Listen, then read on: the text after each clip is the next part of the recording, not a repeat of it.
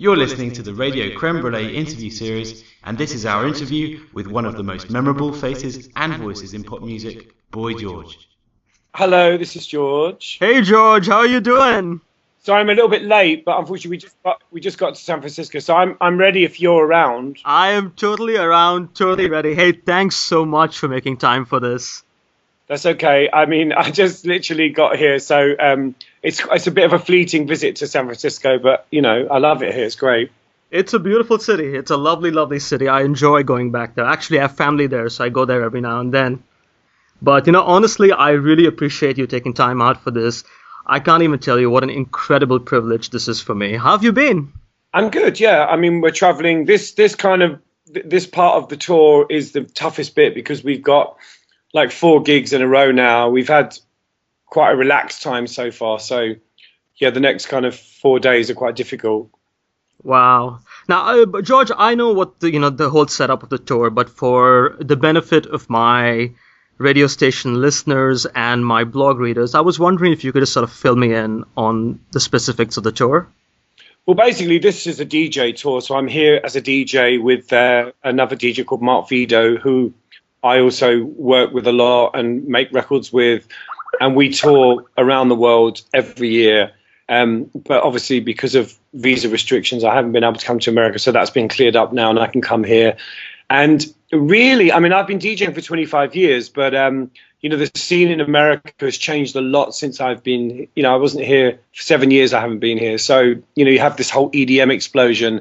And we don't really play EDM. We play kind of more traditional kind of American house music, like the music from Chicago and Detroit. It's so, it's an interesting, kind of experiment to be here. And, as I say, I haven't been here for a long time. I look very different from the last time I was here. So people don't recognize me. And the look is good, George. I like the new look. It really suits you. You look great. It feels like I'm kind of starting again, which is quite exciting in a way. It feels very much like, the first time I came to America in 1982, I feel a little bit like that. It has a feeling of that, there are obviously hardcore fans, but then a lot of people who don't know who I am or don't know what I did. Maybe that's a good thing. I wish I was old enough to first, when you rose to prominence, as I had mentioned when I first reached out to you. In 1982, I was a 1-year-old, so I missed some of the fun of that period, and I wish I could sort of time travel back and enjoy some of that. But, I always feel like the most exciting time is always now. The past is wonderful, but True. It is behind us, and there are a lot of people who are kind of stuck in the past, and Very I think true. Now is almost always the more exciting time, I agree. And, it's interesting that you mentioned that, because that's a very sort of natural segue to my next question, my first question for you. And that has to do with your new single, King of Everything. Yeah. Now, George, that is such a great song. Incredibly radio friendly. And let me tell you, my friends call me a music Nazi because they think I'm so picky about what I feature on Radio Creme Brulee. And this one was instant. King of Everything was instant. My listeners love it. I think 2 weeks ago it was #1 on our airplay charts, and this is based on votes that listeners can do via our online player. So Amazing. I think that speaks volumes for listener response as far as your song is concerned. Excellent. I mean, I made the record, I made the album and the single, all of the music on this album with the idea that it wouldn't get played on the radio because, I haven't been played on the radio for many, many years, and the stuff they play is old stuff. So my starting point was, making this record for my fans and for myself in a way. The fact that, it's getting played on the radio, it's got playlisted in London, which is in England, which is amazing. But on Radio 2, that's a big win, George. Yeah, so it was a nice, thrilling surprise, but I wasn't expecting it. Mm-hmm. And I think also a lot of people probably were expecting a very different type of record from me. I mean, that's what I've heard generally from people. Oh, I wasn't expecting this. It's a very organic, underproduced, relaxed recording, because I think at this point in my life, I wanted to do something that was reflective of where I am and my age. And, I'm not trying to recreate anything that I was before or recapture anything from the past. And I just wanted to make a kind of very organic, relaxed record, and I think I've managed that. I think you have. I think the first thing that that struck me when I heard King of Everything was I was like, wow, this is what I would call a stylistic departure for George. Because if I look at if I think about some of your more recent music, it's been fairly dance oriented. Yeah. And then I think the closest thing from you that was close to conventional pop was a song you did last year with DJ Yoda. It's a song called Happy. Oh yeah, yeah. By the way, that song is absolute money. Brilliant track, one of my favorite tracks from last year. Played the living daylights out of it on radio. That was a really, really interesting collaboration, and I've been very lucky. I worked with Mark Ronson a couple of years ago. I had a great chat with Anthony and the Johnsons. So I've been very lucky with my kind of collaborations, actually. But then, I tend to kind of choose things that are different or unexpected, Right. No, I agree. But I mean, I guess it's sort of, I just thought it was interesting. I was wondering when I heard, King of Everything, it's down tempo, but it has a rockier tinge. And so I was wondering, I said, is this a conscious decision by George? Is this a function of what he listens to?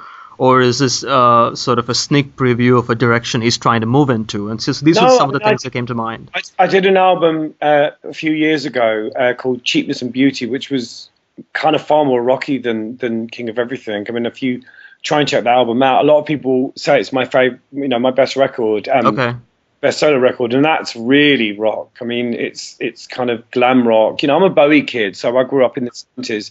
So, but I'm not restricted by any kind of sound. I mean, I like lots of different things, and I think part of the fact that I didn't really have anything to prove in terms of, you know what I mean, making this record, that I was almost left to do what I felt like doing. And I think it's always better when you do that, and I've worked with, a whole bunch of people that I've worked with solidly since leaving Culture Club, my core kind of band. And then I kind of brought in guest musicians, made a few phone calls to various people to kind of get people to come and guest on the record. But it was a real labor of love. I mean, we had such a nice time making this record. It's probably the most stress-free record I've ever made. Well, that's a good thing, I guess. Yeah. That's a very good thing. That's a really, really good thing. I'm looking forward to it. I know it's out in a little over a week. I think October 28th. Yeah. And it's called This Is What I Do. Yes. Fantastic. Now, I'm curious, and I'm sorry I keep going back to King of Everything because I just think it's such a fascinating track. George, you've been, a lot of people have complimented you on, at least in the media, on your ability and competency as a lyricist. And I think that translates very well, even on King of Everything. And while listening to it, the lyrics suggest that they're about a rather destructive guy that expresses remorse and wonders if he can win back the love and support that he used to enjoy. And I'm not sure if it's remorse. It's not sure if it's. I don't know why, because I see it more as a kind of triumphant kind of song, really, in the sense that to kind of make mistakes is very human. I mean, when you're in the public eye, obviously, your mistakes are broadcast, so everyone knows about them. But lots of people, ordinary people, everyday people, go through much bigger things than I've been through. I wanted to write a song about, and actually this song kind of happened accidentally, which a lot of my songs do. I mean, we were writing, we were actually trying to channel the verve. We were trying to kind of do something like The Drugs Don't Work, like Sweet Symphony, and, bit of strings and a little bit rocky. And we got the piece of music going, and those lyrics just came out. And then I built on it from there, really. But it was kind of unconscious, but, maybe it was kind of, conscious in other ways, but I didn't sort of sit down and think, I'm going to write a song about this. I just thought, once I started working on it, I thought, actually, this could be about, me, but also about everyone, really. True, but George, it's funny that you said it could be about you, because that was interestingly enough, the first thought that came to mind. And I went with that idea when I reviewed the single and published the review on the website. And then one of the people that commented on the review said that no, this is actually about a boxer, and he writes from the perspective of a boxer. That's abusive. It's a third party kind of, I've written it from a third party perspective, but of course, all of my stuff is partly personal, and I figured, yeah. my favorite kind of artists are always people that invest something of themselves in their music. So yeah, it's personal, it's reflective, but it's not just about me. But I won't sit here and deny that there's parts of it that are kind of, you know, a reflection of my experiences. Mm-hmm. I mean, that would be untrue. So yeah, of course, you know. Yeah, that was the first thing I took, because I'm, you know, I don't consider myself that much of a lyrics guy, but this one hit me fairly instantly, and I was like, okay, maybe Boy George is actually talking about himself here. I wonder. Well, I think that, you know, with music, you know, Mm-hmm. once you kind of put something out there, you can't really, you know, I used to listen to Bowie songs when I was a kid, and I was convinced that he was talking to me. You know, he understands what I'm going through as a teenager. You know, he gets it. So I think once it goes out there, people will do with it what they will, and I think that's okay. You know, I think, you know what I mean, music is a kind of sensory thing. It's something you have to experience. It's not, you know, it's difficult to analyze what you do. You know, I think you have to feel it, and if something touches you, then job done. You know, I mean, I think with me, what I try to do is be emotional. I try to kind of evoke feeling in other people, and I think my best work is like that, you know. Very true. I mean, I guess that makes sense. Now, I'm curious. You know, you mentioned what the album generally sounds like, but how representative do you think King of Everything is of the new material? I think it's very representative. I mean, Mm-hmm. I think you know, there's a couple of other songs with you know, kind of guitar feel, and certainly it's something, you know, I'm talking about doing another Culture Club record. And, you know, it's certainly somewhere I'd like to go with Culture Club, you know, because, you know, I mean, I was talking to Roy the other day in LA, and I was saying, you always wanted to be in a rock band. Yeah. Here's your chance, you know. True. I think in a way at this point, you know, it would be kind of folly to try and be what I was, you know. And, you know, like with this, you know, with my kind of hits and stuff, you know, there are certain things that I've grown into, things like, you know, Victims, you know, Do You Really Hurt Me, and the other songs that you grow out of, you know, because they're songs that are more representative of when you were a younger man. I mean, I definitely feel less like Tumbling than I did 20 years ago. But there are some songs that kind of fit you when you're older, and some that you just think, oh, no, this doesn't represent me anymore, you know. So I think at this point, you know, at 52, it's important to kind of do songs that you know, that are kind of more of a reflection of where I am now. That makes sense. Which is interesting, and that's sort of, you know, when you say where you are now, it makes me wonder. You know, you talked about what your album is going to be like from a stylistic perspective. I was wondering if you could say a little bit about some of the themes you explore from a lyrical perspective. Well, you know, I explore love, which is one of my favorite topics. But Yeah. I think, you know, when I was younger, I was very sure that I knew everything. I thought I knew it all, which you do when you're young, you know. And, you know, I think the songs on this album are a little bit more, you know, I've kind of surrendered to the fact that perhaps I don't really understand everything, and maybe I don't need to understand everything. So a lot of the songs about relationships on this record are much more breezy, you know, things like Nice and Slow, which is a kind of reggae jam. And I just talk about how, you know, from a kind of Buddhist perspective, you know, life is kind of perfect and things are as they are. And sometimes you just have to learn to kind of be a human being rather than sort of analyzing everything and questioning everything. But I think, you know, the songs on this record are questions that I don't necessarily have answers to. Right. Whereas I think when I was younger, I would have been absolutely sure that I knew the answer to those questions, where I think now I don't, and that's okay, you know. Right. No, that makes sense. That absolutely makes sense. Now I'm curious. Now, George, when we started this conversation, you said you made this album and you weren't really thinking in terms of commercial radio. And No. you also mentioned that the fact that you were getting play on, you know, broadcast radio and commercial radio came to you as a big surprise. Yeah. But given this response to King of Everything, okay, people still view the song as very single-worthy. Are there other tracks on the album that you believe would make great candidates for future singles?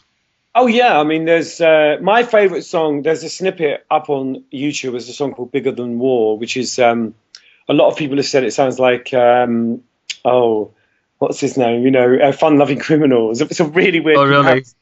But you know, it's kind of you know, very laid back. It's my favorite track on the record, and there's a little snippet up online. We're putting snippets up all this week. Nice. On my website. Nice. Boy George, where is it? BoyGeorgeUK.com. There's going to be snippets of all the tracks. Perfect. That's great. I'm going to put them on the site. I'm going to link them on the site, tweet about them. But they really are snippets. They're really small little sections, but people seem to be reacting really well to them.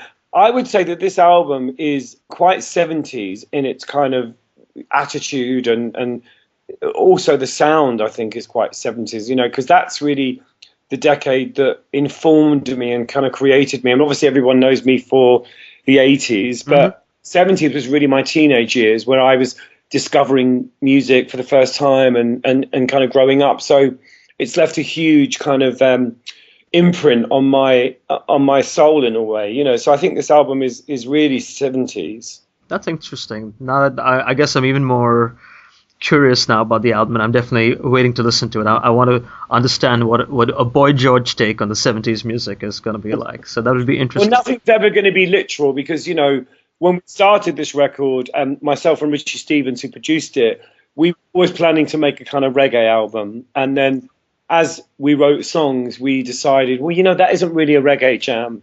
And this one would work like that. So it's reggae-fied in places. There's 3 or 4 reggae tracks on this record.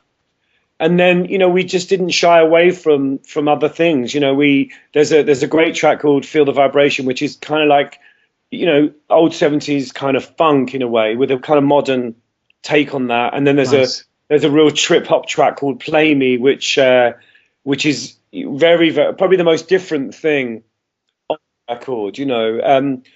But you know, I mean, I'm a Gemini, typical Gemini, so I'm never going to really stick to one thing. No, I just think, you know, having a good song is the starting point. You know, what's the song about? What's the message? What's the story? What's the melody?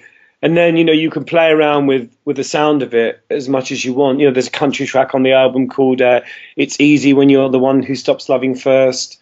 So there's all sorts of flavors, you know. But then I've never really shied away from being eclectic in my life. No, you're a very versatile artist, George. And sometimes I wonder, you know, you have the pop star Boy George, and then you have the DJ Boy George. And I've always wondered how the different incarnations coexist. I've always thought it's interesting. Yeah. DJing is a kind of parallel universe. I mean, if you don't go to clubs, there are so many. I mean, obviously you've got the high end of dance music, which is the David Guettas and the Calvin Harris and the Avicii. But, you know, the clubs I play in, you know, they can't afford those kind of DJs. So, you know, the sound is totally different. You know, you're not going to hear, I'm playing at Mighty tonight in San Francisco, which is a very small venue, and they can afford those big kind of superstar DJs. So the sound is very different, much more, you know, darker and deeper and more kind of traditionally like the original American house sound. But if you don't go to clubs, you know, it really is a parallel universe. So the two things, well, I'm going to find out if they can work together. No, that's interesting. Hey, George, when are you in New York? When are you playing here? I think sometime around the 24th. Let me just have a look, and I'll let me see here. I've got it on my Facebook page somewhere. But I think we arrive in New York, I think, on the 21st, and I think the show's on the Thursday. Okay. Which I think is the 24th, but I will check for you right now. It's a bit slow, this computer, but looking forward to being in New York. We're in San Francisco tonight, and then we're in New York on the 24th. Yeah. At Pasha. Okay, I'm gonna try and sneak in if I can. I have a lousy week next week, but I'm gonna try and make it. It'd be really nice to see you in person if that's possible. Well, we'll be back, and I go back to the UK after this DJ tour, and I do a very small UK live tour. Okay. And then the album's obviously out, and hopefully I'll be back in America doing some solo shows. That would be very nice, Boy George. I have not watched you live, so I'd really like to do that. Yeah, no, it's and I'm really excited about doing these shows and certainly next year doing a lot more touring. So yeah, lots of that. Excellent. Just make sure you don't skip New York. I won't. Don't worry. Excellent. Now, George, I want to switch gears here a little bit and just look back at your career, which in my head has some fairly well-defined chapters. There was Culture Club, your first solo phase, Culture Club 2.0 in 1998, Yep. DJ Boy George, and now what I think could be the beginning of a fifth chapter. Now, I'm curious, from a creative standpoint, which of these chapters is your favorite and why? Now. Absolutely now. Absolutely now? Now, right now, because I think when I was at the height of my success in the 80s, I was young. I wasn't that well equipped to deal with what was going on. I mean, I did a very good job of looking like I was in control. But I just think now, because I know what I want, I'm more relaxed, I'm happier. So I think, whatever I do now in terms of kind of, my musical career, I enjoy what I do in a very different way. I mean, I've had some amazing times in my life, and the Culture Club thing was a kind of whirlwind. There's no way to describe it in words, but I think now I'm able to enjoy what I do in a very different way because I've grown up a bit. So I would say now. Good for you. I'm really happy for you, George. It's kind of interesting for me, trying to experience your music, because as I'd mentioned, I was too young when you started off with Culture Club. And the first time you or Culture Club made any sort of impression on me was when I was 16. And that was with the Don't Mind If I Do album. Uh-huh. Which I don't know. I don't even know if I should be telling you this, but that is probably some of my favorite work by you. I think there were some stellar moments with songs such as See Through, Strange Voodoo, and then of course there's my all-time favorite Culture Club song, Cold Shoulder. Does this surprise you? No, I mean, I think that it was a great moment, and there was a lot of potential there. But I just think with my work, what I've discovered about myself is that when I'm at my most sane, and and that means not drinking and being very kind of clear-headed, that's when I do my best work. And so I know that about myself now, and so that's what I do. I try to remain as in control as I can without losing my sense of humor, because I think there are, in this business, there are, you drive yourself crazy if you try to control everything, so you've got to delegate and you've got to be a little bit more relaxed. But I really I'm a very different person now, so I make a point of enjoying what I do, because I realize I'm very lucky to do what I do. I agree. It's a wonderful thing that I do. I do it. I have a job where I get paid to do what I love. So, that is bonkers. And I think it's taken me the best part of 52 years to kind of realize that. But I feel very privileged that I have finally, that has sunk in, and I can look around me and go, wow, this is amazing. I'm a very lucky person. Hey, it's never too late, George. I mean, I'm really happy. It's actually really nice, when I see some of the interviews of you on TV and things. I said, wow, he really seems like he's in a happy place. He really seems at peace with himself, which I don't think was always the case. Was that a fair assertion? Yeah, I mean, I think, listen, if I go back, probably at the time I thought I was completely sane, and, I thought I had it all under control. Yeah. It's only when when you're in it, when you're in the madness, of course it seems normal. And then once you get through that and you do a bit of kind of, growing up and soul searching, and you reach a place, like where I am now, you look back and you think, oh my God, how did you even cross the road? Right. How did you do what you did, on the scale of what it was like back then, so no, I think, now is so much better. Good for you. And I think the important thing, George, is that you survived. And you survived well, and you've emerged from it so strong. It would be really tragic if I was to say, well, the past was the best. No. Actually, that's kind of interesting that you say the past, the past not being the best. I'm actually looking forward. And that sort of leads me to the next question, which is sort of post this album. I was a bit concerned because I hadn't heard much about new Culture Club material. I was afraid the project had been shelved. So I'm so relieved that you're working on it again next year. Is that true? We are going to work in. I'm going to see Roy in LA next week, which is going to be great. and then we're going to get. We've written some really nice stuff. So we have a kind of stockpile of things that we're going to now go back and look at. Some really beautiful things, but we need to do some more writing, and we need to be together to do that. And the best time for us to do that is going to be in the new year. Okay. And I was the one that kind of went to them, 3 years ago and said, let's make a record. And they couldn't believe it. They were like, really? And so I've really been the driving force behind this. And a lot of people have said, why do you want to do this? And I don't know. I just feel it's a really good thing to do. And I think it would be nice to make a new record and to kind of leave a healthier legacy in a way. I think so. It's interesting that you mentioned that. I mean, because when I first heard about the Culture Club reunion, I'm not really a big fan of the nostalgia factor. No. So I was more interested in the new material aspect of Culture Club than just a reunion tour. Yeah, well, I mean, if you do nostalgia, it has a kind of lifespan that it does, yeah. Limited. And for me, I mean, I work in dance music, which is a very progressive industry.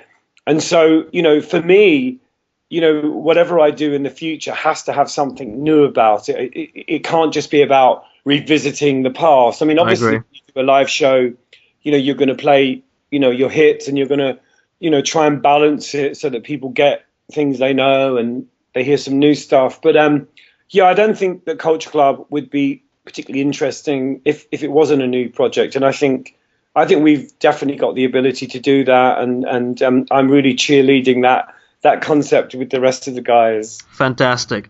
You know something, George? I actually believe you guys still have it, and I'll tell you exactly why. So I know you previewed a new song called Universal Love in Sydney and Dubai. Yeah. George, I think I've lost track of the number of times I've played that YouTube clip on repeat. Oh, wonderful. It is such a fantastic song. It is a Culture Club essential, in my opinion. Yeah. And George, do me a big favor. Please don't make me wait forever for that song to see the light of day. Please, for the love of God. It's definitely one of the ones that we're going to hopefully do. But we've got, as I say, we've got we're going to just write till we've got a really, really strong record. Fantastic. I'm excited because I loved Don't Mind If I Do, because to me that was such a classy affair. I thought that whole album, you guys have gone from being pop stars to really cool, sophisticated and really classy people on Don't Mind If I Do. So a sequel to that I think would be pretty amazing. Yeah, it'll be better than that. Yeah, no, honestly, and I think Universal Love is just such an incredible sort of step in the right direction. It's such a good song, and George, you sound amazing on it. Thank you. You sound I'm not trying to flatter you. You really sound amazing on the track. Flattery's good. Flattery's good. Flattery's good. Yeah. Because I'm actually quite ruthless when it comes to sort of critiquing and evaluating artists, especially artists like you, George, that I actually hold to a higher standard. I think I tend to be a little more critical. So I'm being very honest. This is great stuff. Okay, well, I better watch my back. I'm going to have to go now, unfortunately, because I have to get ready for my show. So okay, that is totally fine. I'm so glad, George, that you made time for this. This is such an honor and such a privilege. And if you want to set up something again in the future, maybe when the album's out or something, that would be wonderful. I would love to. It'd be I will definitely take the opportunity. I'll take you up on your offer there. All right, thank you very much. All right, take care, George. Have a great show tonight. Thank you. Bye-bye. Take care. Bye.